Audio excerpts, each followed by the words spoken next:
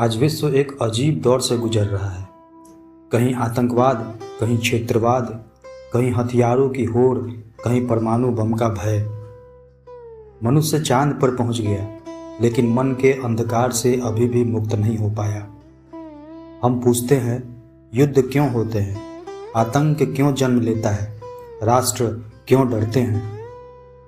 शास्त्र कहते हैं, भय द्वितीयात् भवति। जब हम अपने वास्तविक स्वरूप से अलग हो जाते हैं, तभी भय पैदा होता है। भगवत गीता में श्री कृष्ण अर्जुन से कहते हैं, काम एष क्रोध एष रजोगुण समुद्भवः, अर्थात इच्छा और क्रोध ही विनाश का कारण बनता है। जब कामना बढ़ती है तो अधिकार की लालसा जन्म लेती है। जब वह पूरी नहीं होती तो क्रोध उत्पन्न होता है, और जब क्रोध बढ़ता है तो विवेक नष्ट हो जाता है।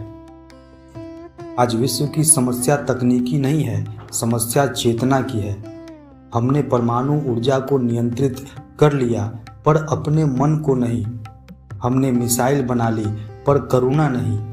हमने सीमा खींच ली, पर हृदय नहीं जोड़ा। उपनिषद कहते हैं, अयम आत्मा ब्रह्म, यह आत्मा ही ब्रह्म है। जब तक मनुष्य स्वयं को केवल शरीर समझता रहेगा, तब तक मैं और तू का विभाजन रहेगा, और जहाँ विभाजन है वहीं संघर्ष है। आत्मा का दृष्टिकोण क्या है? आत्मा न मुस्लिम है, न ईसाई, न पूर्व, न पश्चिम, न अमेरिका, न ईरान है। आत्मा केवल चेतना है, शुद्ध, शांत, निरपेक्ष। यदि मनुष्य अपने भीतर की आत्मा को पहचान ले तो आतंक समाप्त हो जाएगा, क्षेत्रवाद मिट जाएगा, हथियारों की आवश्यकता घट जाएगी, क्योंकि जिसने स्वयं को पहचान लिया वह दूसरे को शत्रु नहीं देखता। बाहरी युद्ध भीतर के अज्ञान का परिणाम है। विश्व में शांति का मार्ग राजनीति से नहीं, चेतना से निकलेगा।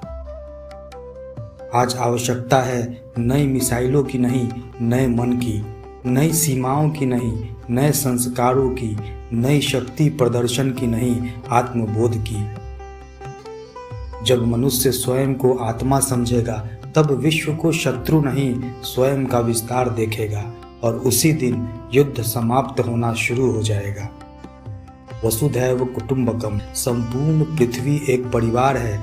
यह कोई आदर्श वाक्य नहीं, यह आत्मा का विज्ञान है।